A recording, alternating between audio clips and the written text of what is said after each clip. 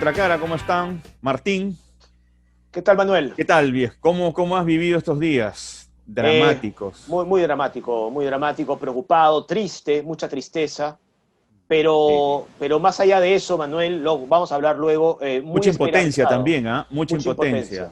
pero muy Y esperanzado de la juventud, de los jóvenes en general. sí, la capacidad de respuesta de la juventud ha sido importante. Ha determinado además la salida de un gobierno que parecía que se iba a quedar, Sí. pero las señales que dio la sociedad a través de los jóvenes logró que este gobierno saliera. Sí, se generó una crisis bastante mayúscula, Sí. pero ha habido una capacidad de respuesta de parte del Congreso que me parece, no sé qué pensarás tú, Martín, que ha sido bastante óptima. Me estoy refiriendo con la elección de Francisco Sagasti ya como presidente, primero como presidente del Congreso y luego como presidente de la República. Estoy de acuerdo contigo en parte. Lo del domingo fue lamentable, ¿no? Lo del Terrible, domingo ¿no? fue No. lamentable con el intento de Rocío Silva Santesteban de lograr este consenso. Le dijeron que sí algunos, luego lo votaron en contra. Y no me refiero a ella como política, en fin, me refiero a lo que ocurrió. Luego, afortunadamente, ahí sí estoy de acuerdo contigo, que se resolvió de alguna manera. Pero al final, lo que yo quería mencionarte, Manuel, y estoy seguro que estás de acuerdo porque lo hemos hablado juntos muchas veces, es que al final esto demuestra que aquellos jóvenes que nosotros, y digo nosotros en fin, como personas ya de otra generación, digamos, lo que han demostrado los jóvenes es que sí les importa su país, que sí les importa su futuro, que no solamente les importa sus celulares o sus redes sociales, o voy a ir más allá, que utilizan justamente sus redes sociales y sus celulares justamente para pensar en su país, más allá de la diversión, que también está muy bien. Pero lo que han hecho durante estas semanas, lamentando, por supuesto, la muerte de Jack Bryan Pintado y de Inti Sotelo, por supuesto, pero lo que han hecho es un ejemplo de que tenemos una juventud que le interesa el futuro de nuestro país, que le interesa el futuro del Perú, ¿no? Sí, es cierto, Martín. Y además habría que agregar lo siguiente, ¿no? Esta generación, ahora denominada la generación bicentenario, Así es. eh, se ha posicionado de tal manera que le ha dado un ejemplo a las generaciones anteriores en cuanto a la lucha política y ojo, en cuanto a la conciencia, porque ellos han respondido diciendo ya estamos hartos, ¿no?, de la politiquería, Así es. estamos hartos de esta mediocridad. O sea, el Así es. país se está jugando la vida y hay que dar una respuesta. Y la han dado, y tú bien lo has señalado, la utilización de las redes sociales.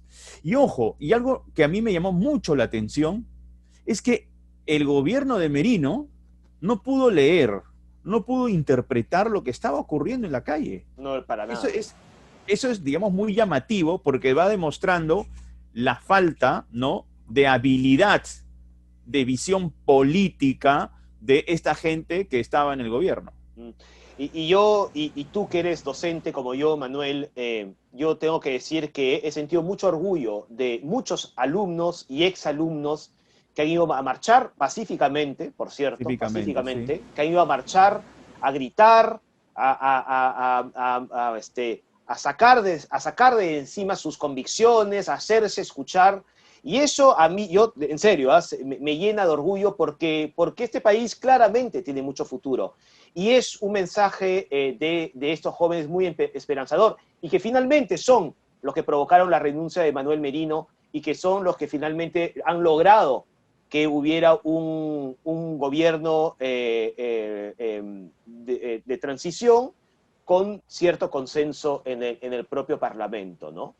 Mira, y le han dicho, voy a ser sincero, le han dicho no a la mediocridad. Ah, totalmente, Tan sencillo como eso. Le han tan dicho sencillo. no a la mediocridad, porque la salida de Vizcarra, más allá que Vizcarra realmente esté vinculado a Sin duda. asuntos de corrupción, que eso ya lo verá la justicia, la forma, la maquinación y las intenciones que tenía este grupo eran totalmente corruptas. Desde que ingresaron, se empezó a ver vulnerada, por ejemplo, la reforma educativa. Totalmente. Al día siguiente, Manuel. Al día siguiente, o sea, no hubo ni siquiera ningún tipo de espera, ¿no? Al día siguiente se empezó a maquinar. Es más, Martín, y esto no es ser vizcarrista, porque hay algunas voces bastante desacertadas y atrabiliarias no consideran que el señor Antero Flores Arauz estaba vinculado a una conocida universidad a la cual no se le había otorgado la licencia. Pero es que era una evidencia, ¿no? Y qué curiosidad que él era nombrado, ¿no? Primer ministro, y además, siendo nombrado, menciona que las universidades que no fueron licenciadas merecían una segunda oportunidad. Esa es la no lectura que tú mencionabas. Es que no hay una lectura, pues. A ver, ¿cómo No hago hay para tener lectura. un gobierno de transición tranquilo? Pues esa era la lectura. Y voy a decir una cosa más. Los chicos, los jóvenes, las decenas de miles de jóvenes que estuvieron en las calles, no tardaron en hacerle recordar a todos que esto no era una marcha a favor de Vizcarra, Ujú. que nunca fue una marcha a favor de Vizcarra. Fue una marcha en Sí, sí. contra, con lo que tú decías, de la mediocridad, ¿no? Había un hartazgo de la clase política. Y del Y creo, mercantilismo, ¿no? totalmente. Así que creo que insisto, sí, no hay que dejar de mencionar a Jack Bryan Pintado y a Inti Sotelo porque lo lamentamos, eso no Así debió es. ocurrir. Las decenas de heridos que todavía están Hay siendo atendidos. chicos Hay que chicos están de, graves, Martín, sí, están muy mala. graves. Entonces, no hay que olvidarlos, ¿no es Hay cierto? un No hay que muchacho olvidarlos. que esperemos que se pueda recuperar, que de momento está incapacitado, no puede Así caminar. es, así es. Y hay Pero en otro fin, chico que está inconsciente, en fin. nada, Son una varias situación. personas las que han salido lastimadas. Vamos a conversar ahora Sí, con dos invitados muy importantes. muy importante. Omar Aguapara, que es director de la carrera de Ciencias Políticas de la UPC. Así es. Con él vamos a analizar todo este contexto político. Y después tenemos a José el Luis Pérez doctor Guadalupe, sí. José Luis Pérez Guadalupe. Claro, Es con él vamos a sociólogo y conversar, recordemos, es ministro del Interior, ¿no? ex ministro del Interior, con él vamos a hablar justamente de la policía, Así es, tema así es, central en estos días. así es. Así que bueno, vamos directamente con con Omar Aguapara, como tú decías, director de la carrera de Ciencias Políticas del UPC, y luego volvemos. Listo, vamos. Bien amigos, continuamos con el programa Contracara y ahora tenemos la presencia del director de Ciencias Políticas de la Universidad Peruana de Ciencias Aplicadas, Omar Guapara. Hoy vamos a hablar sobre toda esta crisis política que se desató en nuestro país y que al parecer ya con un presidente, un nuevo presidente, parece que ha amainado el conflicto político. Omar, ¿qué tal? ¿Cómo estás? Hola Manuel, ¿cómo estás? ¿Qué tal? Bienvenido, Omar. Omar, Gracias. ¿cómo analizas que hayamos desembocado en una situación donde ya hay un nuevo presidente, pero los días previos pues han sido sumamente dramáticos? Muy dramáticos, muy convulsionados, trágicos, lamentables, inesperados, con la sensación de que mucho de esto se pudo evitar, ¿no? Y con la sorpresa, diría yo, de que se terminó resolviendo de una manera constitucional, pero con un elemento por afuera de los poderes del Estado, que terminó siendo la calle, ¿no? La movilización popular terminó inclinando la cancha definitivamente y es lo que ha desembocado en Sagasti jurando ayer como presidente de la República. Omar, me gustaría que tu opinión y cómo analizarías desde el punto de vista de las ciencias políticas la participación de los jóvenes en la vía política y sobre todo en la creación, en la posterior creación de movimientos, ¿no? Yo siempre pienso en el caso, por ejemplo, de los indignados en España, ¿no? De mayo de 2011, y que luego, en fin, ya se ha convertido en un partido político, ¿no? Pero, ¿cómo ves las posibilidades acá en el Perú? Una de las cosas que llamó la atención en los momentos iniciales, sobre todo, es que había mucha intención, había mucho ánimo, pero no parecía haber mucha estructura, no parecía haber liderazgos, no parecía haber organización. No sé si te acuerdas, la primera noche estaba Julio Guzmán llamando a las marchas, pero se vio un poco, no dudo, no sé si esa fue qué tanto ayudó eso, ¿no? Esto está surgiendo, parece mucho más orgánicamente a través de redes sociales, a través de TikTok, de Instagram, a través de redes de gamers. Y lo interesante sería ver si es que, como bien dices, esto se transforma realmente en algo permanente. Y ese sería el gran reto. Hemos tenido 20 años más o menos de letargo en ese sentido. Han habido marchas, pero bastante ralas, ¿no? No han habido marchas significativas. A veces tampoco eran necesarias para tanto. La ley Pulpín se cayó, pero no cayó, o sea, no salió tanta gente a la calle para que se cayera la ley Pulpín, no era necesario. Lo que me da un poco de curiosidad es ver de qué manera esto podría revitalizar la participación de jóvenes en la política, como tú dices, y si es que encuentran canales si es que encuentran espacios para hacerlo. Ahora, Omar, la manera tradicional de incursionar en política antes, hace muchos años, básicamente se da en la universidad, porque en las universidades no se impulsaba, se estimulaba el debate político y a partir de ahí se iban construyendo vocaciones. Sí, Vocaciones no de, a ver, vocaciones ideológicas, pero de servicio al país, políticas. Eso ha cambiado, ¿no? Sin embargo, por ejemplo, en la UPC, tú eres director de una carrera de ciencias políticas. O sea, a sí. partir también de un universo estrictamente académico, se puede también fomentar la vocación del servicio al país en la arena política. Desde luego, y naturalmente muchos de los chicos y chicas que han llegado a la carrera han llegado atraídos por la política, no son gente que no quiere saber nada de la política, Uh -huh. desde un punto de vista académico o desde un punto de vista de servicio al país o de un punto de vista de curiosidad sobre lo que pasa en ese mundo y conciencia de lo mucho que nos afecta. Eh, Crea un espacio, crea un lugar donde se pueden combinar esas demandas, esas necesidades de parte de la juventud. Pero creo que lo que se está dando ahora también es que se está expandiendo hacia otras carreras, se está expandiendo lo que hemos visto en las calles estos días, mucha gente de la UPC en las calles, ¿no? Obviamente universidades con una mayor tradición de protesta, de movilización un poco más activa, pero he estado reunido con chicos de la carrera y han estado desde el día uno muy metidos Uh -huh. en estos eventos.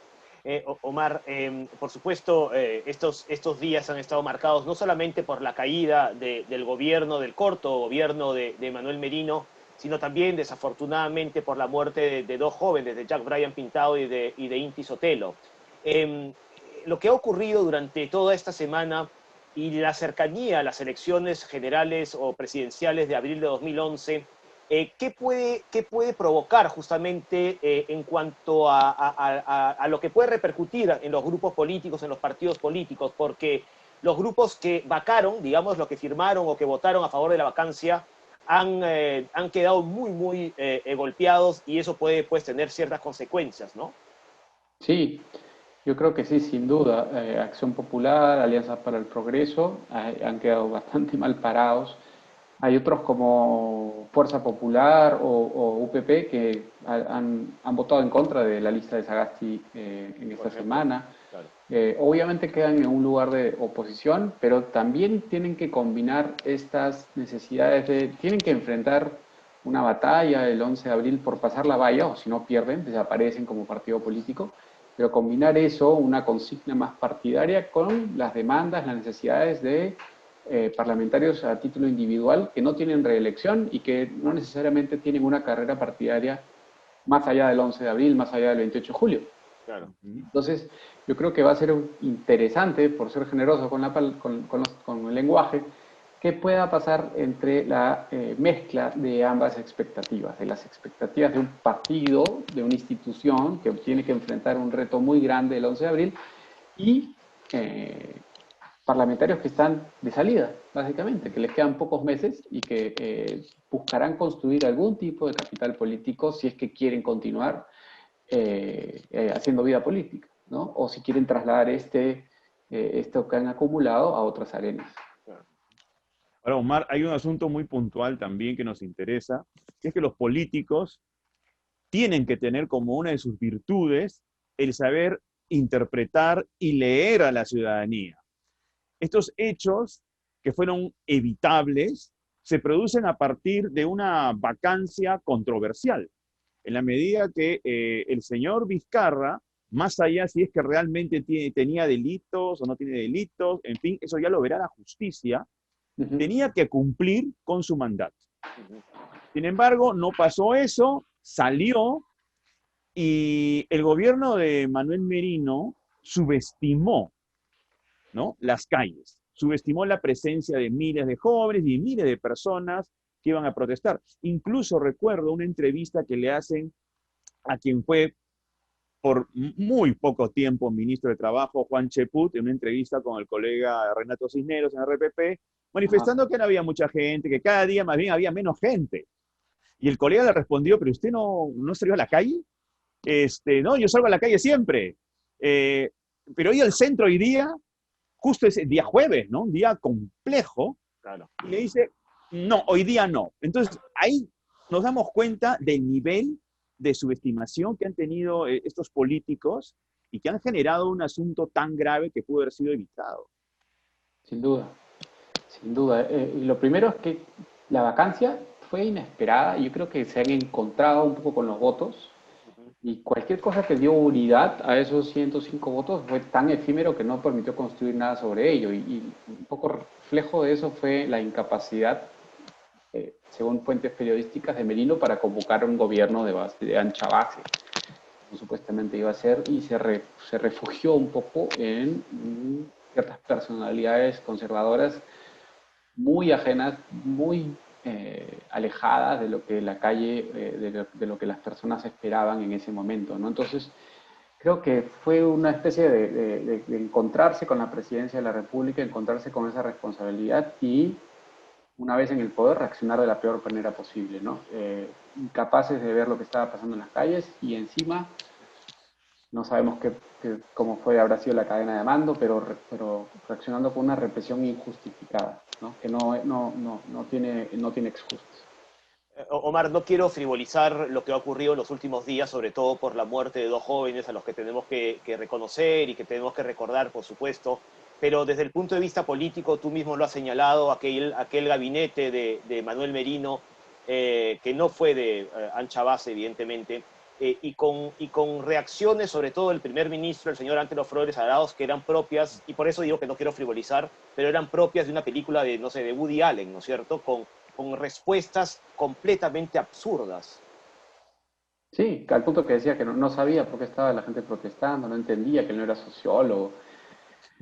Eh, no sé, en verdad es difícil de entender cómo alguien puede asumir un reto así y no estar a la altura de estas circunstancias, ¿no? Era una persona que ya estaba retirada aparentemente, que nunca realmente tuvo un apoyo popular. En la última elección en la que participó sacó 0,4% de los votos, ¿no? Y no hizo ni siquiera, creo, un esfuerzo por hacer lo que debió haber hecho. Creo que se habrán sentido empoderados por ese poder que se encontraron, por esa situación en la que se encontraron. Tendrían que haber entendido un poco con el hecho de que al parecer no lograron convocar fuerzas más allá de un pensamiento ideológico estrecho, y definitivamente no es un triste papel el que les ha tocado, ¿no? Un trágico papel el que les ha tocado vivir en estos días. ¿No? Sumamente trágico. Ahora, el actual presidente Francisco Sagasti tiene una serie, ¿no?, de retos. Y como él mismo lo dijo, la mesa directiva del Congreso va a tener misiones muy concretas, objetivos no muchos, pero muy claros porque no hay mucho tiempo. Ellos tienen la misión de administrar esta gestión hasta el 28 de julio del próximo año y que tengamos elecciones limpias e impecables. Ahora, la pregunta que te quiero hacer es la siguiente. Ok, esto ya se ha viabilizado. Esperemos que esta gestión se mantenga hasta el 28 de julio. Ahora, ¿qué vamos a tener para abril? Es decir, ¿qué opciones políticas serias vamos a poder tener? El Bueno, esto panorama movió no es todo. muy alentador, ¿ah? Esto, sí, o sea, esto ha sacudido el precario escenario electoral que se estaba vislumbrando para abril del 2011, ¿no? Pues Forsyth ha quedado muy mal parado, me parece, es mi impresión. Estuvo muy indeciso en esos momentos iniciales y creo que llegó tarde y leyó un poco mal y la gente ha olido un poco ese miedo, ¿no? Esa indecisión, y yo creo que esto le va a costar. Le va a costar a actores estables, le va a costar mucho probablemente a Acción Popular, le va a costar mucho a Alianza para el Progreso y, de hecho, puede abrir las puertas a candidatos que no estaban asomando por ahora y que pueden de repente levantar una bandera un poco más radical o un poco más reivindicativa de cosas que nos estaban pasando factura, ¿no? Pero que abre la oportunidad para, así como tuvimos un Congreso bastante populista, de alguna manera, que pueda abrir también la puerta para un futuro presidente, para un candidato con un peso fuerte que recoja mucho este malestar, ¿no? Que es difícil de encauzar. O sea, hemos visto un poco lo que ha pasado con Sagasti ahora, es como que Merino destapó un dique que estaba contenido. La elección de Sagasti parece que ha desinflado un poco esto, pero ha demostrado que hay algo bastante, estaba embalsado, que estaba contenido. Y de repente fue algo bueno que pase ahora, en el sentido de que el sistema político se ha un poco aligerado, ¿no?, de esta carga, y llega de repente con un poco más de calma en abril del 2021. Pero ahorita, si es que había una certeza hasta hace 2 semanas, hoy yo creo que la próxima encuesta va a salir con sorpresas, probablemente. Omar, lo que es muy importante en un país, en cualquier país democrático, finalmente creo que es el equilibrio de fuerzas y el equilibrio de ideologías, ¿no? Representadas en un congreso, por ejemplo. Sin embargo, cuando se intentó buscar una alternativa a la mesa directiva, se pensó primero en Rocío Silva Santiesteban, y sus posiciones de izquierda, ¿no? Pues le jugaron en contra. ¿Estamos preparados en el Perú para tener ya una izquierda fuerte? Porque sabemos lo que ha ocurrido con las izquierdas en el Perú, que llegan unidas, pero se dividen rápidamente. Sin embargo, es una tarea pendiente, ¿no?, en nuestro país, que sea una izquierda fuerte y además moderna, mucho más cercana a la izquierda europea, ¿no?, que a la izquierda, pues, histórica que hemos tenido en el Perú. De acuerdo, ¿no? Más ayornada. Sí. Sin duda. Pero mira, la votación contra la vacancia. El Frente Amplio votó, o sea, Rocío Silva Santisteban terminó ahí porque era una de dos Claro. de esa bancada Exacto. que se había puesto. Y el Frente Amplio estaba recibiendo como premio algo que como partido no debería haber recibido. Incluso en una situación así se vio la división. Otro que ha quedado muy mal parado en estas circunstancias, por ejemplo, es el padre Marco Arana, ¿no? Otro que ha quedado tras las patas de los caballos. El tema es quién va a concentrar, porque eso sí, no sabemos quién, pero yo te aseguro que hay un 20-25% de voto que va a recoger eso. No sabemos quién lo va a recoger, no sabemos quién lo va a expresar, no sabemos quién lo va a personalizar. Pero Verónica Mendoza sacó 20% del voto popular en el 2016, en las últimas elecciones.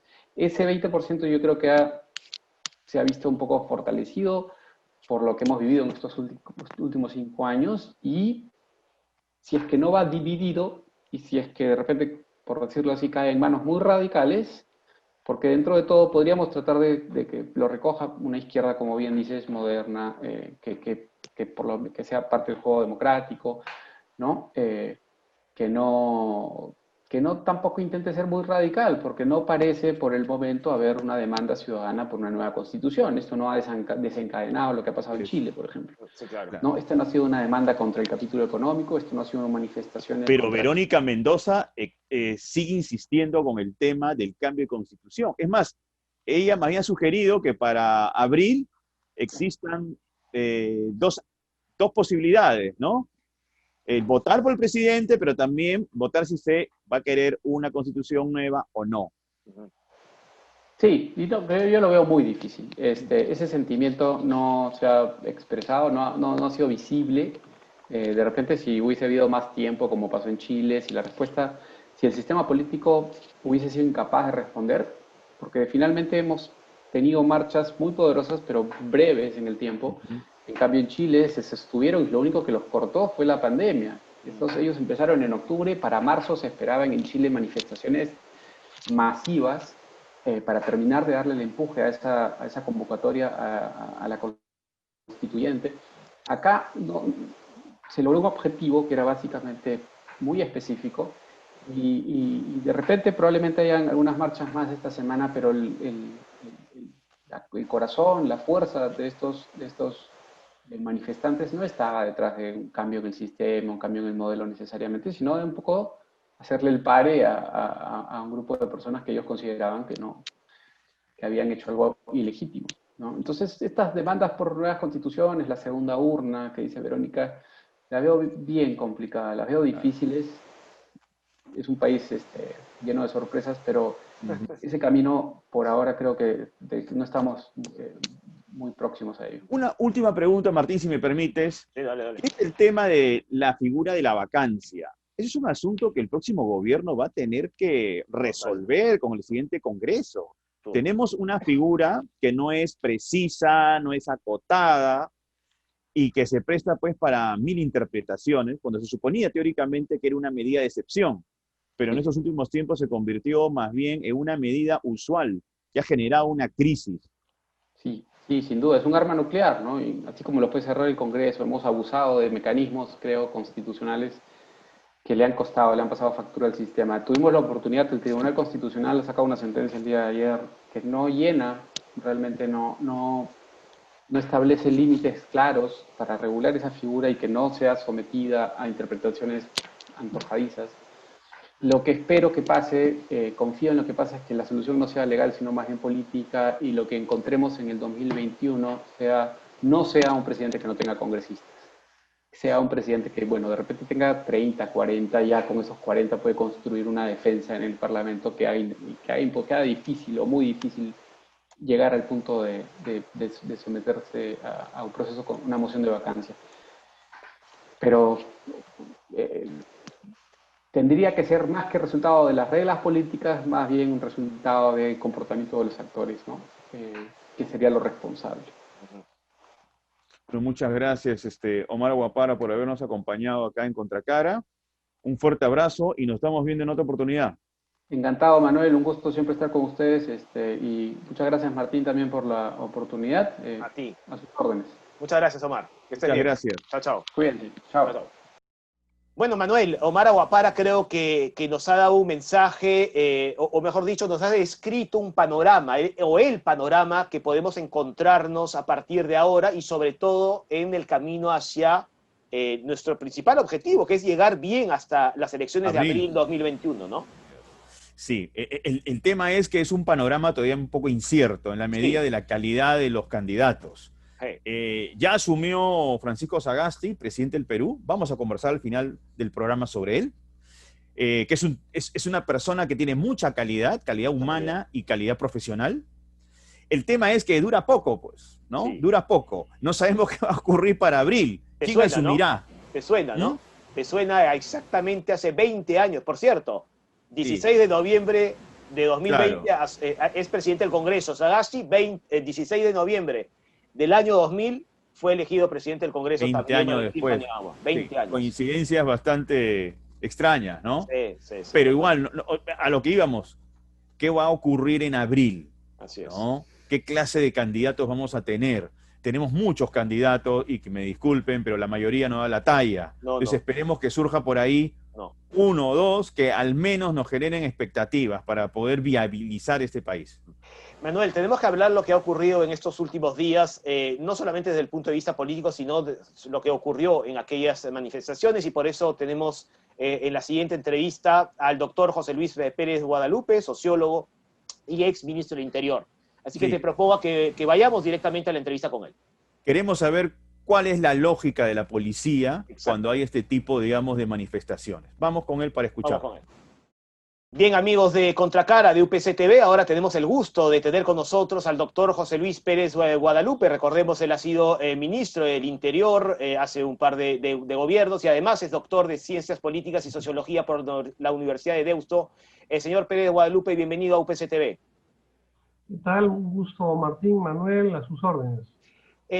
Doctor Pérez Guadalupe, recordamos todos lo que ha ocurrido en los últimos días, ¿no es cierto? Las marchas multitudinarias en el centro de Lima, en otros lugares del país también.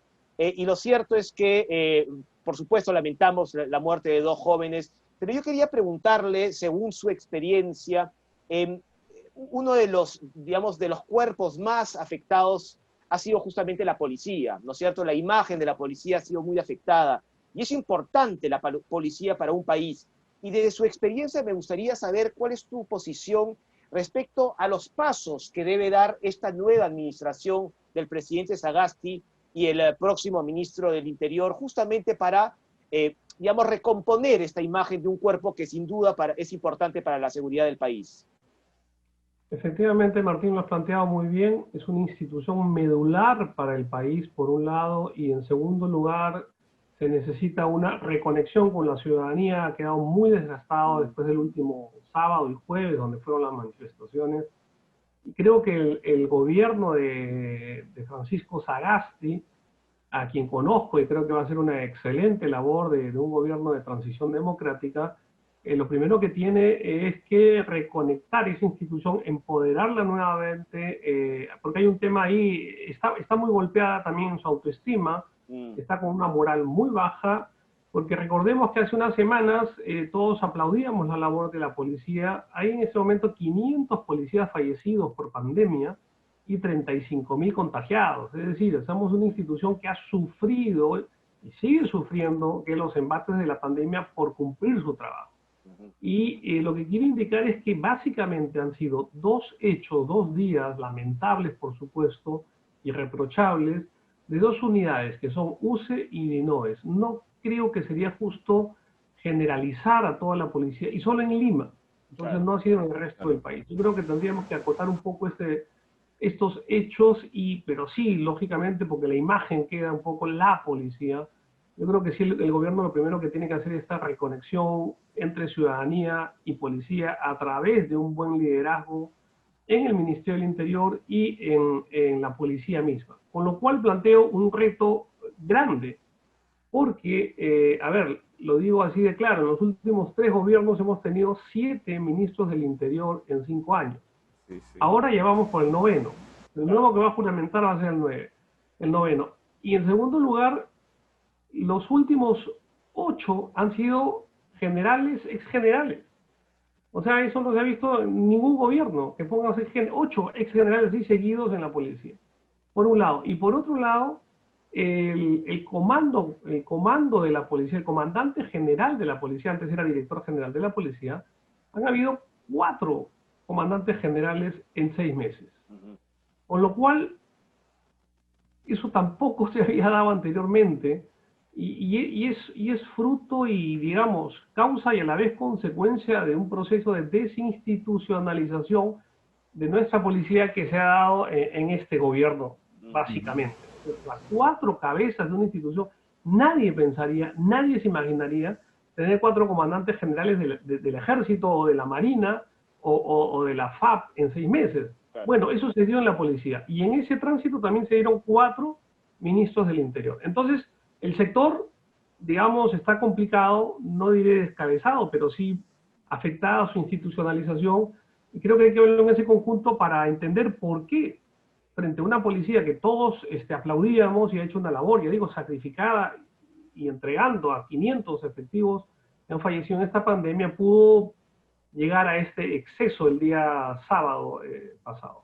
Doctor Guadalupe, usted que ha sido ministro del Interior, ¿cuáles son los principales problemas para poder realizar realmente, de una vez por todas, una reforma en la institución policial que se sostenga a lo largo del tiempo, que logre jerarquizar al cuerpo policial, darle estatura? ¿Cuál es el problema? Porque nuestra policía, lamentablemente, en términos integrales, no es una policía necesariamente eficiente y no es necesariamente tampoco un cuerpo, ojo, que goce del prestigio de la sociedad. Siempre están bajo sospechas de corrupción. Lo que dices es cierto. Yo plantearía la respuesta en 2 ámbitos, en el ámbito estrictamente policial institucional y en el ámbito político. En el ámbito institucional sí es una policía eficiente, sobre todo en investigación criminal. La gran mayoría de delitos que se cometen son investigados y descubiertos por nuestra policía, eso hay que decirlo. Lo que falla es en las dimensiones de las comisiones de delitos, es decir, básicamente el delito callejero, que ahí donde no se da abasto para controlarlo, eso también hay que decirlo. Pero a ver, tenemos frente a las cosas necesarias que hacer, el primer problema es el institucional mismo, que tiene que ver con la formación misma, con las escuelas de suboficiales que pululan en el país, que durante el gobierno de Alan García, sobre todo, se crearon con un criterio netamente populista, bajo ningún criterio técnico, y que lógicamente cuando nosotros hicimos la evaluación, cuando estuvimos en el ministerio, recibimos un informe y quisimos cerrarla, por supuesto que hubo toda la protesta de los congresistas de esos distritos, de esas regiones, perdón, donde se ubicaban estas escuelas, porque servía casi como clientelaje. En vez de tener por ¿En el decir. primero o segundo gobierno de García?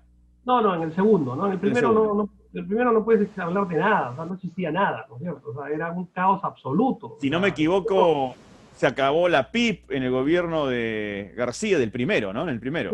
se crea la PNP, justamente, la Policía Nacional del Perú, donde fusionan las tres policías. Pero bueno, yo decía que desde el comienzo, que tiene que ver con las escuelas suboficiales, en vez de tener 20 escuelas o 22, no sé cuántas hay ahora, tener 4 o 5, ¿me entiendes? Bien implementadas, por supuesto, comenzando de una buena infraestructura. Pero el otro ámbito que es igualmente, digamos, necesario y que ha hecho un grave daño a la policía ha sido el ámbito político. No solamente por tener 7 ministros del Interior en los últimos 3 gobiernos, ahora ya ha roto la estadística, ya vamos 9, había una necesidad, entre comillas, o unas ganas, un prurito de manipular la policía. Entonces, por lo cual llegaba un presidente y de los 50 generales que podían haber, por ejemplo, nombraba, y esto voy a mencionar concretamente el último caso, que es el gobierno de Ollanta, nombró al número 30 del escalafón. ¿Y qué pasó? Los 29 generales que estaban por delante se los dieron de baja. ¿Saben cuánto cuesta y lo que significa 29 generales darles de baja? O sea, de un sopapo, o sea, porque entra un gobierno y es amigo del número 30 y pones al número 30 del escalafón. O sea, el costo que hay en preparación, en formación, el capital, digamos, de experiencia, todo lo que ustedes quieran, se tiraron abajo. Con lo cual comenzamos muy mal. Y esto se hizo en todos los gobiernos, ¿sabes? O sea, no solamente en la... Eso, por ejemplo, no lo puedes hacer en las Fuerzas Armadas. Ahora, esto lo salvamos cuando nos dieron delegación de facultades, logramos cambiar esa ley y pusimos que el presidente tenía que escoger entre los 3 primeros. Igual que la Marina, el Ejército y las Fuerzas Armadas. Es decir, habían de todos los generales, los 5 primeros que tenían que tener tenientes generales, y de esos 5 tenientes generales se escogía entre los 3 primeros. O sea, se institucionalizó, que es lo que tú decías, Manuel. Pero ¿qué pasó? Entra el gobierno de PPK, funesto gobierno, estos 5 años creo que han sido los peores, quizás solo comparado con el primer gobierno de Alan García, y el ministro iluminado, Mesías, El Salvador, se creía, no sé, dio de baja a 51 generales en 5 meses. O sea, me dejo entender, peor y saltando. ¿Está refiriendo a Carlos Basombrío? Exactamente, que digo lo peor que le ha podido suceder a la institución. O sea, uno dice Carlos Basombrío en la policía y cuídate porque te van a tirar piedras. O sea, yo le reconozco sí un mérito, y es que logró unir a la policía, todos en contra de él. Entonces dio de baja a 51 generales. O sea, si estamos criticando que Ollanta dio de baja a 29, él dio a 51, y eso que con una ley existente para que no pudiera. Lógicamente le trató y le sacó la vuelta a la ley. Muchos de esos volvieron otra vez. Lógicamente pusieron su denuncia, su recurso de amparo, y volvieron porque habían sido una salida irregular. Ahí lo que tú tienes, y claro, cuando vuelven, ya los otros ascendieron. ¿A dónde pones estos que van reingresando? Fue un cambalache. Yo no creo que sea gratuito, por ejemplo, que los últimos comandantes generales de la policía, yo ya no los conocía. O sea, en mi época, que es hace 4 años, no eran generales. ¿Qué quiere decir? Es decir, que los comandantes generales de ahora no tienen ni siquiera 4 años de generales.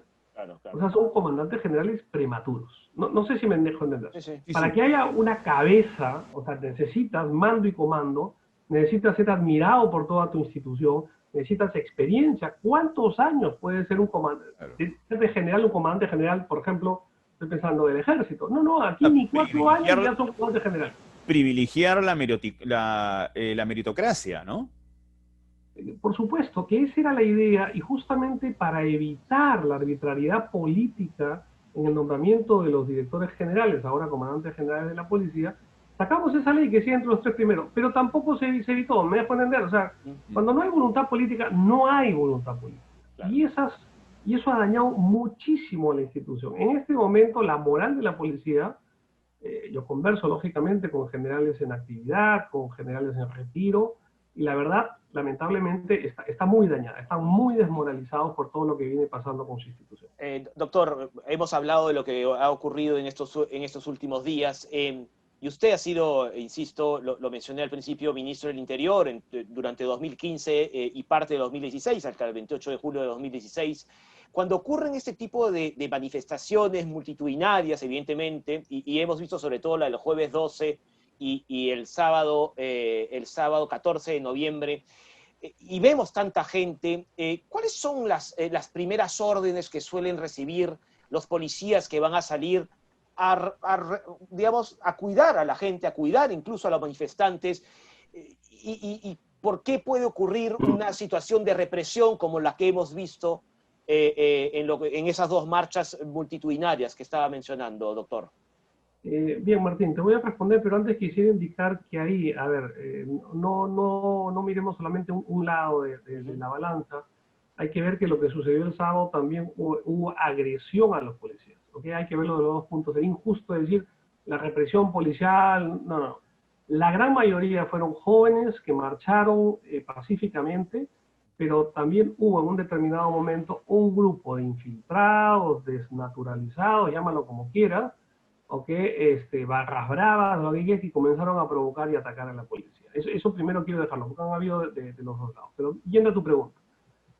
A ver, siempre hay un plan de operaciones, ¿ok? Siempre se plantean cómo se quiere hacer o se necesita hacer de acuerdo al plan de inteligencia que te dice cuánta gente va a haber, por dónde van a ir, con qué novedades pueden salir, etcétera, etcétera, etcétera. Y yo me acuerdo porque en mi época tuvimos, no sé si se acordarán, la gran marcha anti-Keiko, entre la primera y la segunda vuelta. Entonces, digamos,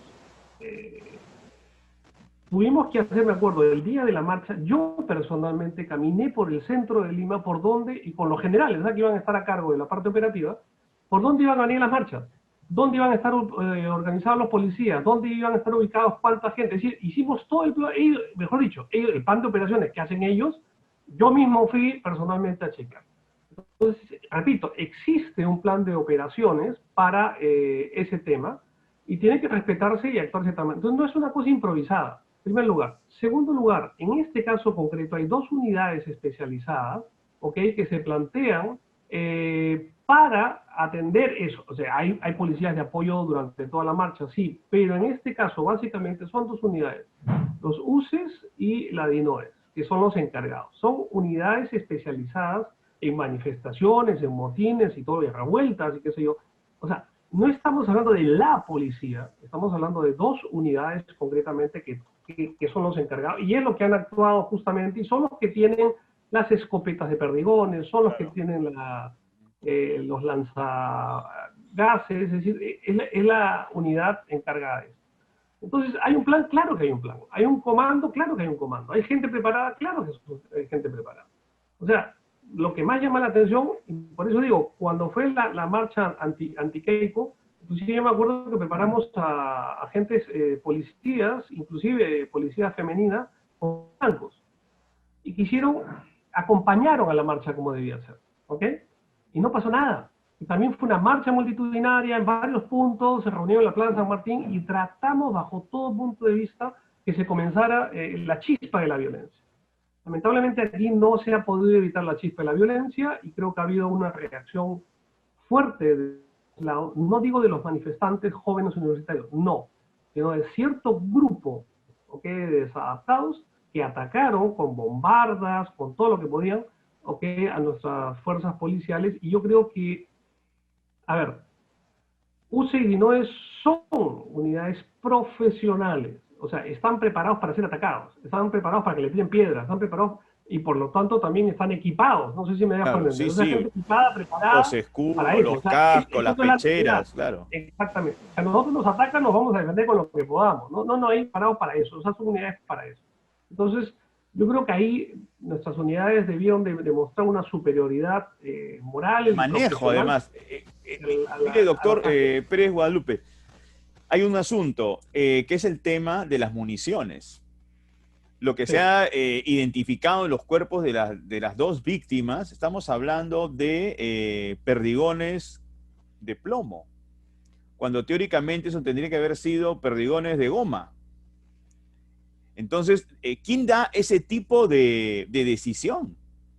A ver, no, no es una... ¿Cómo es la dinámica? O sea, usted que ha sido ministro, usted habla con el director de la policía, el director de la policía habla con su gente y ahí se decide qué tipo de munición. No especulemos, no alucinemos. A ver, No, hay le un pregunto a usted en protocolo... base a su experiencia para tener una A aproximación ver, en ese tipo de dinámica. a ver, la provisión de armamento y de munición que da la policía, y está, todo eso está normado, son las escopetas y las municiones son de perdigones de goma. Eso está clarísimo. O sea, eso no está en discusión. También hay un protocolo de actuación de cómo utilizar esas escopetas. O sea, no cualquiera agarra una escopeta y comienza a disparar. No, son los escopeteros, claro, que se llaman. ¿Okay? O sea, todo está pautado. Tenemos una ley, la 1186, ¿okay?, sobre el uso de la fuerza de la policía. Están en los reglamentos, tenemos el reglamento de derechos humanos. O sea, todo está pautado.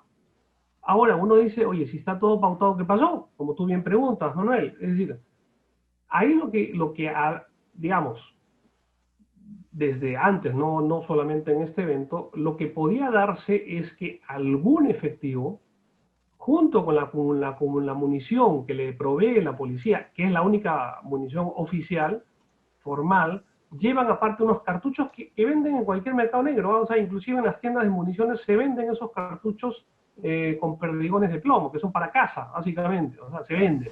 Puede ser que alguno de ellos, digo, puede ser en condicional, ahora, no solamente es posible, sino al parecer ya es más probable que posible, que alguno de ellos haya utilizado eso, y eso es lo que ha causado la muerte del lamentable de estas dos personas y también algunos heridos. ¿Okay? También tenemos por ahora ejemplo, hay varios heridos, hay un chico que ha quedado lisiado de momento, ojalá que se pueda recuperar.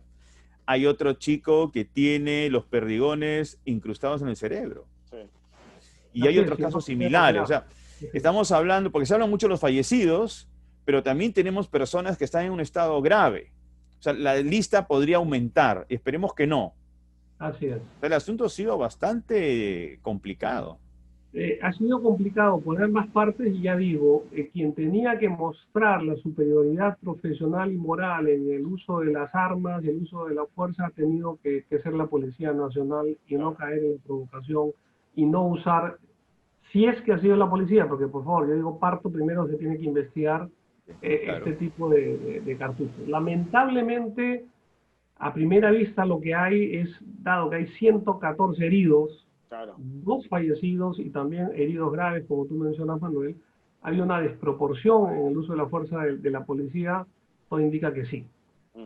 ¿Cuántos efectivos son los que usaron? Ya digo, no podemos generalizar toda la policía, ni toda la DINOAS, ni todos los usos, pero que creo que ha habido sí un acto desproporcionado y que les ha ido de las manos en un determinado momento. Doctor, antes de terminar la entrevista, una pregunta muy rápida. Quería una valoración suya respecto al discurso del presidente Sagasti, su primer discurso como jefe de Estado. A ver, yo conozco a Sagasti, ya bueno, todos ya saben su CV, sí, intelectual brillante, por los 4 costados. Es una persona ya mayor, inclusive, como él mencionó, a los 72 años, ponerse a formar un partido político es tremendamente meritorio, y habla muy bien también de sus credenciales democráticas. Su discurso, teniendo en cuenta que ha tenido solo un día para prepararlo, no es un discurso normal que uno tiene meses y se va preparando, claro, lo que normalmente hace con los asesores y todo el mundo aporta, no. Ha sido un discurso como tenía que ser, en primer lugar conciliador. Conciliador en primer lugar con los 2 poderes del Estado, que eran en conflicto. O sea, el gran problema, no digo en pasado, que tenemos son los 105 congresistas vacadores, claro, portadores de grupos de interés, por supuesto, protagonistas de grupos de interés, siguen ahí en el Congreso. O sea, el problema sigue, ¿eh? Ojo, esperemos que bajo la doctrina Chejade, que habla de patorrengos, que estos 105 congresistas patorrengos, y el principal Chejade, por supuesto, ya sean unos jubilados políticos, ¿no? O sea, y por una razón muy sencilla, aparte de todo lo que hemos visto de ilegalidad y de ilegitimidad, ¿cómo estos señores pueden pensar que van a usurpar el poder ¿ok? Y que la gente no iba a reaccionar. O sea, el solo pensar en eso ya lo descalifica totalmente para ejercer una acción política. O sea, Claro, no ahora tiene sí, ningún pero tipo no, de habilidad predictiva en cuanto al análisis, ¿no? Claro. por favor, o sea, ahora, y miren, las protestas, yo he salido a protestar, yo no he visto partidos políticos, ¿no? No he visto sindicatos, no he visto gremios, he visto jóvenes. No he visto a nadie que liderara, me dejo entender, o sea, que Sí, sí. tomara el parlante y gritar, o sea, no he visto un solo punto de concentración y de ahí, como se acostumbra en las marchas, varios que toman la palabra, un estado, no. Entonces ha sido, digamos, la ciudadanía organizada, y como yo dije en otra entrevista, si bien Otorongo no come Otorongo, la ciudadanía sí come Otorongo, y es lo que ha sucedido. Está claro, Entonces, está claro. Sí. ya digo, tenemos una transición, tenemos un buen presidente, el problema sigue ahí. Yo creo que la próxima gran marcha, si es que no se portan bien, va a ser para cerrar el Congreso. No sé cómo hacerlo legalmente, pero si estos siguen obstaculizando el desarrollo del país y de la democracia, como lo han hecho llegando a este punto y son los culpables, creo yo, mediatos de estas muertes y de estos heridos, yo creo que no van a dejar de gobernar al Sagasti, pero bueno, seamos optimistas, ¿ok? Por Digamos una vez así. seamos optimistas de que esto va a salir adelante, todos tenemos que poner nuestra parte, bajar nuestros niveles de intolerancia muchas veces contra ciertas personas y apoyar al presidente Sagasti y a todo su gabinete. Nos guste o no nos guste, pero hay que apoyarlos hasta que entre el próximo gobierno. Sin duda. Pues, doctor Pérez Guadalupe, muchísimas gracias por estar con nosotros en UPC TV. Muy amable. Muy bien, gracias Manuel, gracias Martín. Chao, Muy chao. mal, un abrazo. Chao, chao. Bueno, Martín, estuvo claro el ex ministro del Interior, ¿no? José Luis Pérez Guadalupe, con el tema de los armamentos. O sea, oficialmente tienen que ser perdigones de goma. No pueden ser perdigones de plomo. Han encontrado canicas. Sí, claro. Entonces, ¿de qué estamos hablando? O sea, no es una munición oficial, ¿no? Lo que está claro es que hubo algunos, de todas maneras hubo errores, ¿no es cierto? Y eso tiene que investigarse, ya la policía va a investigar, por supuesto que va a investigar, pero en fin, es una situación muy difícil y efectivamente hay un trabajo institucional que tiene que hacerse para recuperar la imagen de la policía que claramente está ahora mismo muy desgastada, Manuel. Sí, está totalmente impactada, vulnerada, tienen que recuperarse, hay que restituir la confianza. Así Pero es. eso no significa que no se investiguen los hechos trágicos del fin de semana. Totalmente. Mira, Martín, hay una cosa. Los muchachos, los estudiantes, porque muchos estudiantes fueron emboscados también por la policía. Al final. Al Congreso. Sí, al final. Sí, Cuando sí. parecía que todo estaba calmado, todo tranquilo, los chicos se sentaron. De hecho, hablaron con los policías. Hablaron con los policías y de pronto, ¿qué ocurrió allí? Algo los empezaron a atacar. Así es. Algo no anduvo bien desde la dirección de este tipo de intervención por parte de los agentes de seguridad, agentes policiales. Yo quiero, si me permites, Manuel, terminar esta parte, digamos, antes de hablar de la parte política, felicitando a los estudiantes que marcharon de una manera pacífica, gritando, mostrando sus convicciones políticas, sus convicciones como país, como jóvenes, y yo creo que es un ejemplo para todos, y es un orgullo para todos los que podemos estar con ellos, por ejemplo, en nuestro caso, como profesores, ¿no es cierto? Ellos muestran sus dudas, sus miedos, pero también sus esperanzas, y creo que ha sido también parte de esta semana tan aleccionadora, ¿no? Mira, es importante que la población no ha sido indiferente a su contexto político. Eso es muy importante. El gobierno de Merino subestimó, desdeñó, podría decir hasta despreció totalmente, ¿no? El clamor de la ciudadanía. 2 o 3 gatos, ¿no? 2 o 3 gatos. 2 o 3 gatos, están menguando, no pasa nada. Y todos, eso fue no Merino, leían la situación Cheput, que iba a agravar el contexto político peruano. O sea, este país estaba al borde del abismo por la culpa de ellos. El señor Merino, el señor Antero Flores Arauz, el señor Cheput, todos ellos dijeron palabra más o palabra menos, que eran 3 gatos y que no pasaba nada, que no había ningún problema. Sí. Bueno, pues, ya pasó eso. ¿Qué pasó? En el sentido del gobierno Merino, pero hay investigaciones, hay todavía personas que están mal. Es verdad. Y vuelvo a repetirlo porque eso es importante. O sea, todavía hay personas que están mal, están hospitalizadas, están en estado crítico y hay que estar atentos. Y bueno, ahora empezamos una nueva etapa, 17 de noviembre del año 2020, el nuevo presidente, en este caso interino, como es el de Francisco Sagasti. Yo creo que ha hecho un discurso en investidura, creo que esperanzador, pero Sí. claro, de la esperanza hay que pasar ahora a un gobierno que, pues, que logre trabajar, que no esté constantemente en conflicto con el legislativo, por supuesto, y que lleguemos no solamente a unas elecciones de abril, sino también al 28 de julio, a nuestro bicentenario, de la mejor manera posible, Manuel. Sí, que el legislativo no esté en constante roce o aspereza con el ejecutivo, ¿no?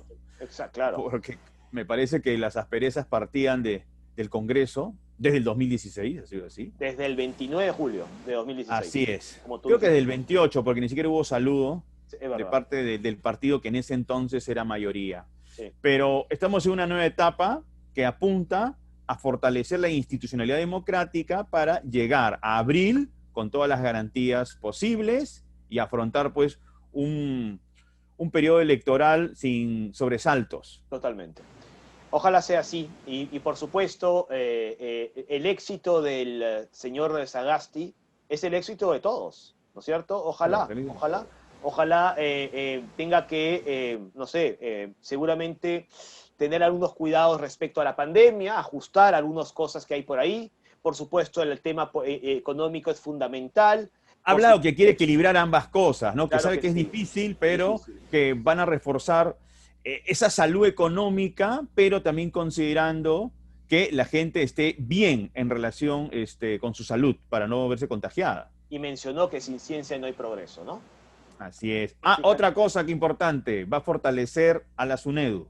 Importantísimo. Clave. Clave, O sea, clave, es importante decir, Martín, que todas las universidades que han sido licenciadas han tenido una inversión de trabajo, de Trabajazo. tiempo, de dinero para poder llegar a los estándares que se estaban solicitando, Así es. incluyendo profesores que han hecho sus maestrías, otros posgrado, perdón, posgrado es maestría, me refiero a doctorados. Claro.